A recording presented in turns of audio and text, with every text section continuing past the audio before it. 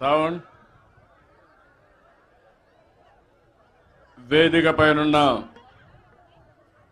రైతు సోదరి సోదరిమణులు, అదేవిధంగా సహచర మంత్రివర్గ సభ్యులు,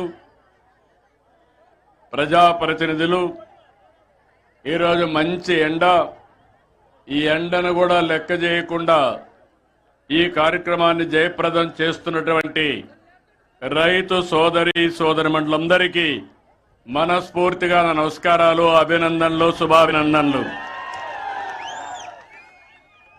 వీరాయపాళెం, దర్శి మండలం, ప్రకాశం జిల్లా ఒక చరిత్ర, మళ్ళా చరిత్ర అనే ఉంటే దాంట్లో రాయదగ్గ చరిత్ర ఈ వీరాయపాళెం చరిత్ర అని చెప్పి కూడా నేను మీకు తెలియజేస్తున్నా. దీనికంటే ఆనందమైనటువంటి సమయం నాకు ఏది లేదు జీవితంలో. చుట్టూ చూస్తే పచ్చని పొలాలు, రైతు ఎప్పుడూ పొలం దగ్గరనే ఉంటాడు, ఈ ఎండలోనే ఉంటాడు.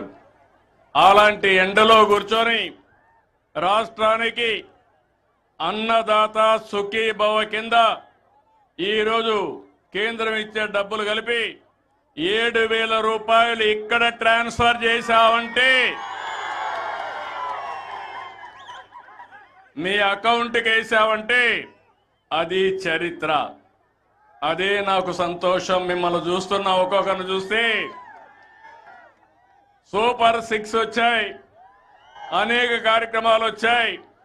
ఎంతమంది పిల్లలుంటే అంతమంది పిల్లలకి తల్లికి వందనం వచ్చింది అని ఆనందపడతా ఉంటే దానికంటే నాకు ఏరే సంతోషం ఏముందని మిమ్మల్ని అడుగుతున్నా. అన్నదాత ఎప్పుడు కూడా సుఖీభవ, రైతే రాజు కావాలి. అందుకని ఈరోజు ఎన్ని కష్టాలన్నా ఉండేయండి, ఆ కష్టాలు నా వరకే పరిమితం. మీరు మాత్రం సుఖ సంతోషాలతో ఉండాలనేది నా ఆకాంక్షని మరొకసారి విజ్ఞప్తి చేస్తున్నా. ఎన్నికల కంటే ముందు అరాచక పాలన, రాక్షస పాలన, విధ్వంస పాలన, మా తమ్ముడు సైకో పాలన అంటున్నాడు. అవును, అందరినీ ఇబ్బంది పెట్టారు, వాళ్ళు ఆనందపడ్డారు. డబ్బులు వచ్చేసాయి, అకౌంట్లో డబ్బులు వచ్చాయి. మా తమ్ముడు తెలివి అకౌంట్ ఇక్కడి నుంచే చెక్ చేసుకుని అవసరమైతే ఇక్కడి నుంచే ఎవరికి ఇవ్వాలనో వాళ్ళకు ట్రాన్స్ఫర్ కూడా ఒక క్లిక్ తో చేసేస్తాడు. అది ఈ రోజు యొక్క టెక్నాలజీ ప్రభావం. నేను ఎన్నికల కంటే ముందు ఒక మాట చెప్పాను. ఆ రోజు మీకు చెప్పింది అభివృద్ధి చేస్తాను. అభివృద్ధి తెలిసిన పార్టీ తెలుగుదేశం పార్టీ. సమిక్షేమం చేస్తాం. సమిక్షేమానికి నాంది పలికిన వ్యక్తి నందమూరి తారక రామారావు. Party Telugu Desam party. ఈరోజు నేను కష్టపడుతున్నాను. నా కష్టం కొంతమంది కోసం కాదు, రాష్ట్రంలో ఉండే ప్రతి ఒక్కరికి న్యాయం చేయాలి. మీ ముఖంలో ఆనందం చూడాలి, మీ జీవన ప్రమాణాలు పెరగాలి. కంటిన్యూగా నిరంతరం మిమ్మల్ని ఎంపవర్ చేసే దిశగా ముందుకు తీసుకుపోతా. అందుకే ఎన్నికల్లో మీరు చూస్తే మొట్టమొదటిసారిగా రాష్ట్రంలో జనసేన అధ్యక్షుడు పవన్ కళ్యాణ్ గారు ఈ రాష్ట్రంలో ప్రభుత్వ వ్యతిరేక ఓటు చీలకూడదని ఒక మంచి భావంతో ముందుకొచ్చి ఆ రోజు పొత్తుకు నాంది పలికారు. ఆ తర్వాత బీజేపీ జాతీయ పార్టీ 2 సార్లు అధికారం ఉన్నారు, 3వ సారంలో అధికారానికి వచ్చారు, 4వసారి కూడా వస్తారు.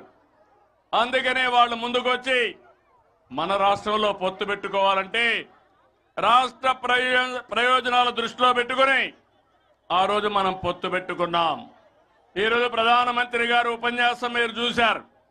సింధూర్ గర్వకారణం. ఎక్కడ కూడా ఒక్క వ్యక్తిని చంపకుండా ఎవరైతే మన ఆడబిడ్డల